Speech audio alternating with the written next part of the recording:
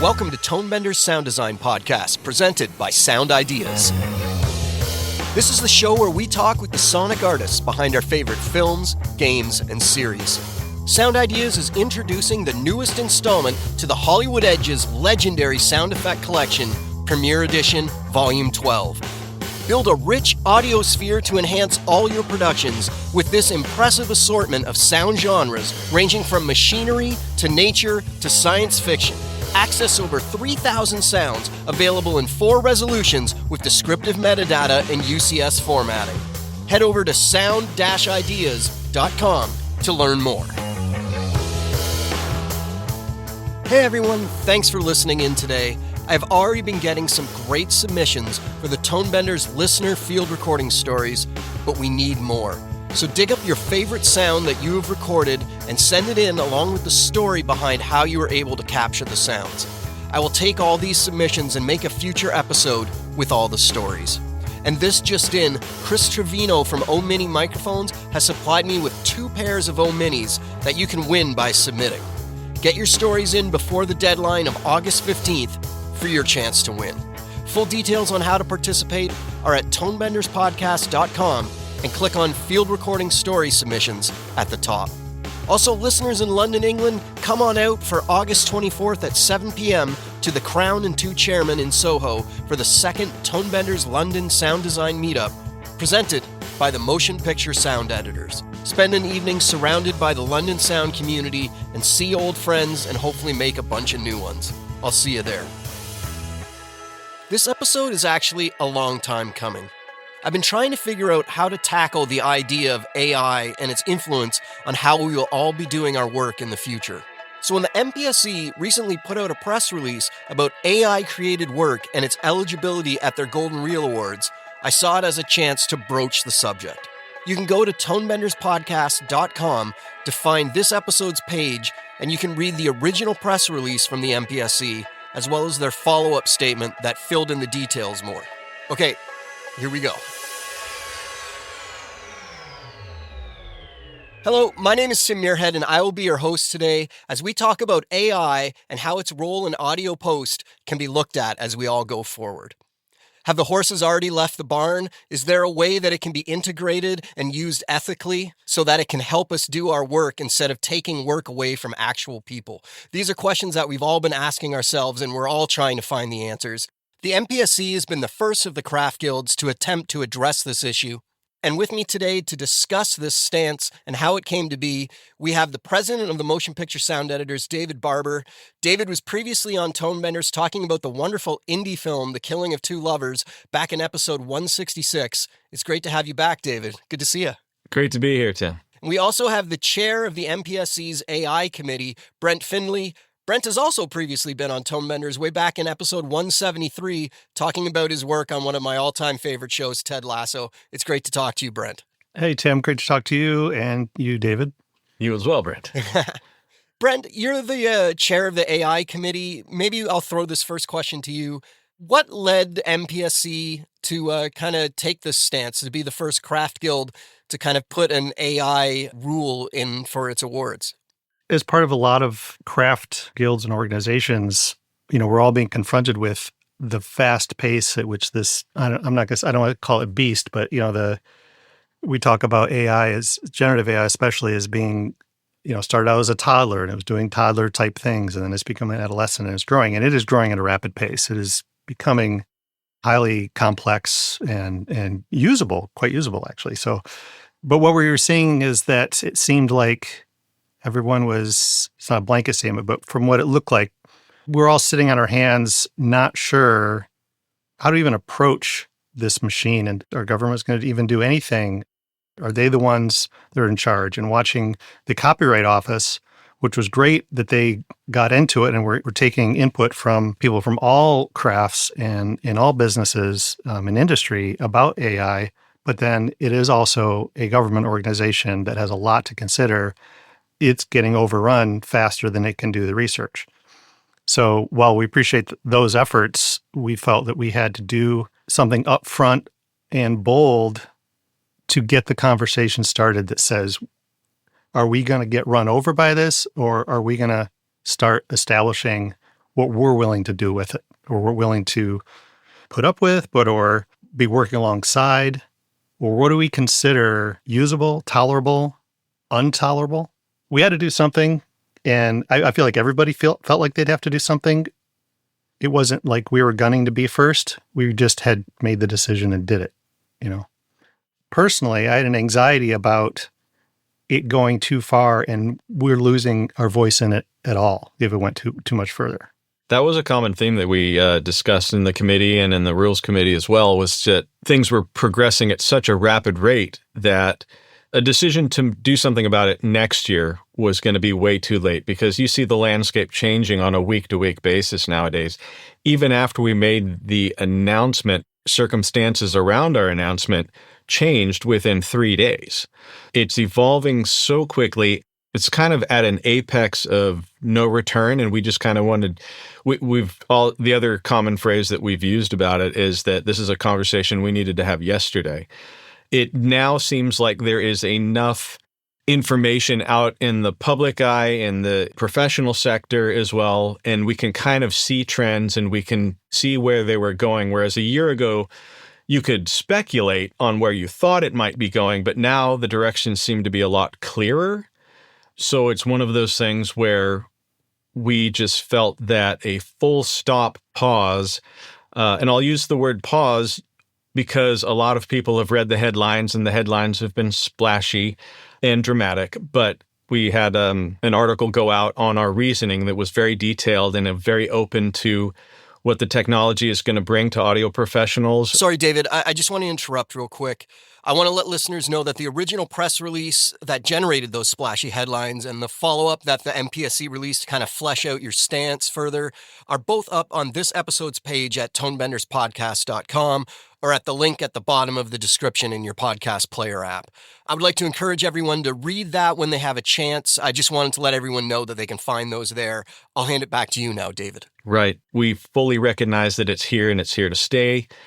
We know that it is an absolutely amazing tool, but that's the thing, is we want to be able to somehow within our own rules litigate what is a tool, what is ethical usage, and try to develop the standards and norms around its implementation that don't exist right now. And to wait another year, another cycle, another month just seemed way too long. It seems like something that we should have done yesterday. I think the world's doing the same thing. It's like, well, certainly the government's going to do something about this. And, well, certainly the tech people that are creating this stuff, they're so smart. They know how to put in, safety measures. They know much more than we do. The reality is both of those entities are gunning for different things, and there doesn't seem to be a destination for it outside of how far can we push it. In our own little world, in our own little microcosm, we just felt like, okay, let's take a pause. Let's say none of it, because, another phrase we like to use is you can't be a little bit pregnant. So to allow generative AI, it's like either the whole ocean is coming in or nothing at all. So we chose to start at nothing at all. And then we're going to, poke little holes in the dam and let things seep in. And we're going to start creating the norms and standards because they do exist. It's just going to be a tough needle to thread. Even since our initial press release and our follow-up with the explanation of our thoughts on what we think ethical and unethical AI is, in our viewpoint, we have had great conversations with colleagues, software developers, and AI developers, and they've really provided some clarity, and we've found some ways to integrate and that are used as ethical and legal tools by professionals that going forward, I think it's going to start to open up. But the conversation wasn't even happening. So the way to make that happen was kind of the full stop. And that's where we are now. Like there's two parts there. There was the decision that we made to not allow the generative AI use to be considered. When do we say it? And we kind of felt like, well, we needed to say it as soon as we decided it, because waiting until we release the rules for the next award cycle, and this is for the awards, right? The Motion Picture Sound Editors is more than just the Golden Reel Awards. We support editorial and instructional and teaching and exposure to different artists throughout the year, around the world. So This awards part of it, the award is acknowledging the human endeavor of the creativity. And so we're not going to give a machine an award. So with that in mind, we thought, well, once we came to that decision, we need to tell everybody, even if it's not fleshed out yet, we're going to figure it out, but we need to tell people now to give as much runway as they can before the awards. If they had some fantastic show in mind that they think would be a contender for Sound Editorial Golden Reel Awards, that maybe they would not inadvertently disqualify themselves by maybe using something they didn't even need to use. But if we waited until the last minute to tell people, they go, oh, I didn't even have to use that tool. It has nothing to do with what I'm proud about the show, yet I can't enter it. I wish we had decided last October or November and gotten the news out before people even dug into this current cycle. But, to say that it's about the human craft and acknowledging the human craft. Assistive AI has really helped in efficiency, has allowed us to do some things we just couldn't do. We can serve the story. We can serve our clients. I'm not opposed to artificial intelligence. It's just what are we willing to honor as a craft with the human endeavor? It also gives people an opportunity to come to us and lobby and talk to us and tell us what they use, why they used it, how they used it. We could take that into consideration when we're crafting our rules and go, okay, yeah, that is of all of the blurry lines of generative AI that are out there, because there are so many facets of it. There's, completely, you type in a couple of words and you get this thing. And then there's generative AI elements inside of a plugin that make that plugin a more useful tool in the hands of a professional. To try to thread that needle is very difficult, but we are looking at that blurry line and trying to define it before it gets defined for us. The announcement has been very productive with those conversations as well. I know it's hard to define, as you just said, but let's kind of break this down a little bit. Generative AI is not allowed. Machine learning AI is allowed. RX, for instance, most of the way it does cleaning up, that would be allowed, correct? Correct. Yeah, RX, it's a pattern recognition synthesis form of AI that is not in the generative AI world. Our goal is to champion tools that serve to make people better artists and not tools that merely facilitate the imitation of artistic creation. The ones that make our artists better, yay. The ones that allow people to create something that is an artistic-like output, but from nothing, from a prompt, that is particularly the generative AI that we're really concerned with, largely because a lot of that is under ethical and legal consideration right now with all of the large language models and generative AI models that have been trained on copyrighted materials. And that's not just us pulling that out of thin air. There are lawsuits. If you just type it in the web, there are all kinds of lawsuits against tech companies for using copyrighted materials. And so in our view, if the basis is unauthorized use of copyright materials, that's how that model and product came into being, then anything that model or product generates is fruit of the poison tree. It is like unauthorized use of unauthorized use. So that was another reason for our hard line on the generative AI. People will say, well, what's the difference of a machine doing something in the style of and a human doing something in the style of? I think it's one thing for a human to be able to author something. I'm going to use Wes Anderson as an example because it's a very, very visually identifiable style. Someone could do an homage to Wes Anderson, and it can clearly be an homage, and that's crediting Wes Anderson with the style. Or it can be a complete ripoff and they don't even mention Wes Anderson. But if there's an individual or there's an entity responsible for whether that's plagiarism or whether that's an homage or whether it's giving credit to, whereas what entity takes ownership of what could be plagiarism if it's output by a machine? Right. There isn't a human that can be pinned on for either credit or blame. Does the person that prompted it get fined? Right. Or did they say, oh, I didn't create it, I just asked for it. Okay, then I don't think asking for something garners an award. Yeah. I get that question a lot too, and this is going to be off the MPSE beating path, but more the general AI in our world path, is that people have said that, like, okay, well, yeah, you write music and you're influenced by all the music you've ever heard. I feel that there is a difference between the human interaction with their life experiences and music and the quantity that you can take in, and then having the whole of human history in the godlike brain of these gigantic machines having access to everything that ever was and spitting something out. I think there's a huge difference in what's fair, quote unquote, or what's human. I still feel that the human input of somebody absorbing everything within their life and outputting something is not plagiarism or ripping it off. That's just being influenced by your environment. That's how you have engaged with the world, versus a computer mind being programmed with everything that ever was and then being able to output something. Well, and it's also music, to further your analogy, is a collaborative art. Mm-hmm. Not always, but a lot of the time. So you take everything you know, and then your drummer takes everything they know and adds their bit. And to bring that back to sound editors, most projects that would be up for Golden Reel Awards are not a one-person audio post team. Right. The different things that each person puts into the mix also creates new stuff. And when you hear what this person's cutting for this scene, oh, that's really good, I can bring that into my scene. AI scares me for the idea of separating us as much as eliminating us, maybe. I don't know if that's the way. We talked earlier about the idea of how it's getting better almost daily. Sound in AI stuff seemed to be lagging behind picture for a long time. Recently, someone sent me a video that was completely AI, sound and image, and it was fruits that were made out of glass and someone cutting through them with a knife. Right. And it sounded really good. And it was the first time that I heard something completely AI where I was like, uh-oh, that's a pretty strong effort. Since I saw that, it's kind of started to hit home with me more. I thought that we were further away. My naiveness is caught up with me.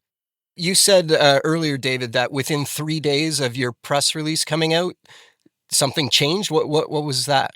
That had to do with copyright. And one of the things that was a real driver in our decision to come forward and say, okay, we're not sure about this, and we can't be accepting it, was the legality of these generative models having scraped copyrighted material. And then in Northern California, 3 days after our announcement, a lower circuit court, but a decision nonetheless, voted in favor of a major company being allowed to use copyrighted materials to train its models. So the landscape is changing underneath our feet rapidly. We're also of the mind, too, it's just because somebody makes it legal doesn't make it ethical. So then we'll have to wrestle with that decision there. I disagree with it legally, and I disagree with it in concept. There was a surge a while ago in fractal art. Call it art. But it's just beautiful math. And you can call it beautiful, but wouldn't go toe-to-toe with oil painting or a pencil drawing or a watercolor done by a human being. It's just like, oh, that's really nice. Something like that. We are, as humans, inherently not putting that on the same level as human-generated art. What I really hope is everything is transparent, meaning if something is done with AI, just let that be known. Don't try to pass it off as human-generated, because that's where you start to erode anybody trusting anything they're even seeing. It's like, oh, that's amazing, but I'm sure it never actually happened. Well, maybe it did actually happen, but we've gotten so burned by so many fake things to say no one thinks fractal art was drawn by hand. Everyone knows it's math. It's the beauty of math, right? But is it the human endeavor of art? I guess that's just, to me, the most relevant parallel I can think of as what generative project. I don't even want to call it art, because I feel like art needs to have a human component to it. Some generative creation of entertainment would be, I think, on par with fractal art, where, I mean, give it credit. That's pretty cool, right? But it's not on the same level. In the future, is there a separate category for it? That's its own thing. Perfectly reasonable thing to consider for the future. Again, if I can go back to people that just read the headline and think we're Luddites and sticking our head in the sand and rejecting progress and all of that, far from it. We love the efficiency. We love the expanded creativity that these tools are offering us. But like Brent said, we deeply value the human input on it. And this is not just an MPSC thing. I think this is going to have to be a societal thing that we decide, is it only the output that we care about, or does it mean more for the journey through the person to the output? Speaking for myself, as soon as I find something out, that's just a AI generated output, no matter how good it looked or how all of a sudden it lacks connection to me. I love knowing that my friend, my neighbor, my friend's daughter, son, whatever, played that instrument, drew that picture, painted that painting, created that film. Fundamentally, we're hoping that stays in all of the arts. So by taking this stance, what are you hoping happens next? Has there been any movement with the other craft guilds? Where can this all go? Yeah, I've had discussions with other crafts, the heads of other crafts and their guilds and societies, and the conversation has been wonderful because we've kind of dipped our toe in the pool first, so it's somewhat permission for everybody else to kind of do the same. It's my hope that the conversations speed up a little bit, because everybody's talking about it. The problem is it is such an enormous, vast, vacuous span of possibilities that it's very hard to come up with some kind of rule for it. We went the extreme and just sent full stop. We put up the firewall, and now we're opening up ports. Every other craft, it's affecting them differently. A lot of it is going to be very good for their particular craft, and then there are some parts of it that are going to be not good for their craft. So I love that it sparked a conversation. I love that it sparked an inter-guild conversation, so we can all kind of now talk to each other about how it's affecting us and to see if there's anything that we can do individually and collectively just to keep the human process in there without being overrun by the computers, which are going to be way faster, way smarter. That writing is on the wall if it's not already here.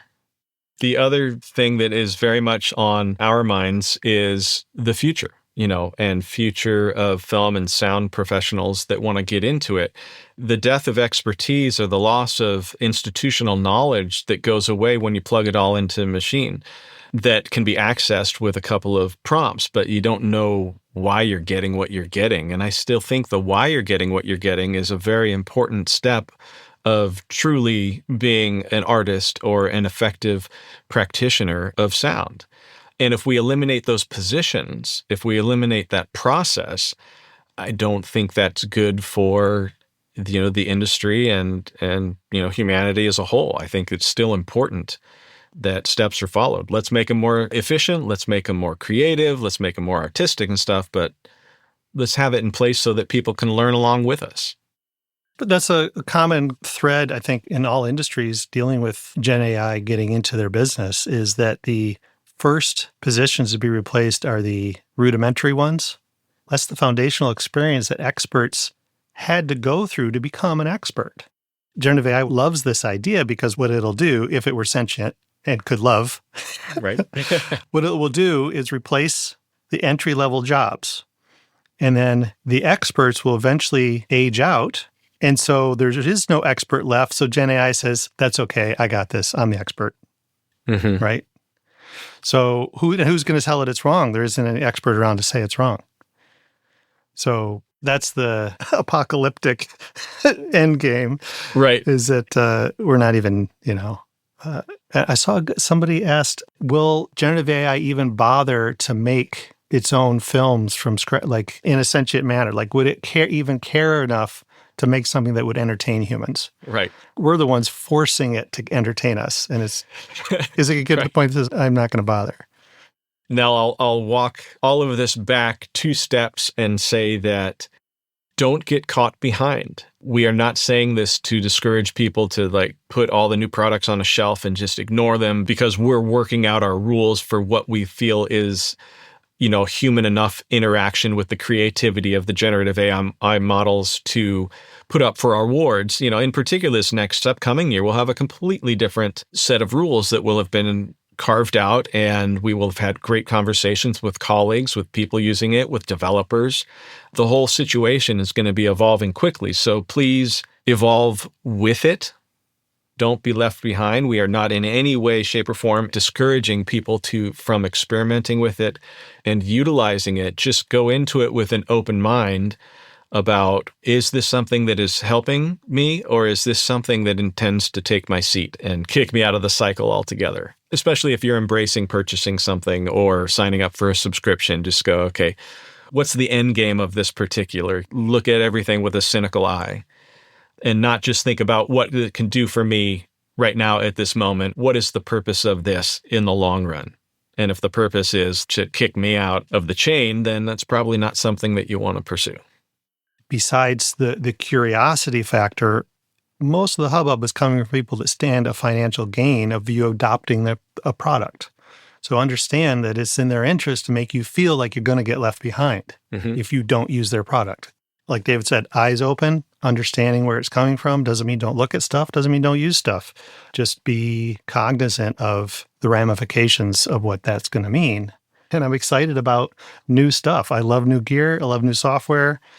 I love figuring stuff out, being on the bleeding edge of new things that come out, and having multiple systems. So if the latest and greatest crashes, I just fall back to the prior version so I can keep working. To me, that's part of the excitement of it, is like, what's new? If it were the same all the time, I don't know if I'd be as thrilled about, getting to it every day. I love trying new stuff. So not saying don't try new stuff. Yeah, exactly. If you have those concerns that Brent was saying, like, is this something I should use? We are an open book in conversation, so please reach out and let's talk about what it is and what you think it can do and what we think it can do, because the conversation, it's kind of the stress test for everything. We're trying to stress test our positions. We're trying to stress test some language for our upcoming rules for this year, and this is completely uncharted territory in human history, so let's talk about it and not put each other in camps like either techno-optimist or Luddite. We're in the middle trying to clear up that blurry line best we can. Yeah, and our board is working sound editor professionals. It's not a board of figureheads that don't know our business. We're actively into it. So we're in the same boat as everyone else. Talk to us. Let's have a conversation. Well, we've had a conversation. Thank you very much for coming on the show today, guys. It was lovely to talk to you again, and hopefully we can get you on in the future to see where this is taking us in maybe a year or so. Who knows where we'll all be. That's right. Great conversation, Tim. Thank you. Yeah, thank you, Tim. Before I go, I want to remind you to come out to the London Sound Design Meetup on August 24th at 7 p.m. and to get your field recording stories submitted before the deadline of August 15th. Sound Ideas is introducing the newest installment to the Hollywood Edge's legendary sound effect collection, Premiere Edition, Volume 12. Build a rich audiosphere to enhance all your productions with this impressive assortment of sound genres ranging from machinery to nature to science fiction. Access over 3,000 sounds available in 4 resolutions with descriptive metadata and UCS formatting. Head over to sound-ideas.com to learn more. Tonebenders is produced by me, Timothy Muirhead. Theme music is by Jim Guthrie. You can reach me via email through info@tonebenderspodcast.com. Follow Tonebenders on Instagram to stay on top of new episodes. If you like the show, you can help us out by spreading the word to your friends and colleagues, or leave us a tip. Just go to tonebenderspodcast.com and click support.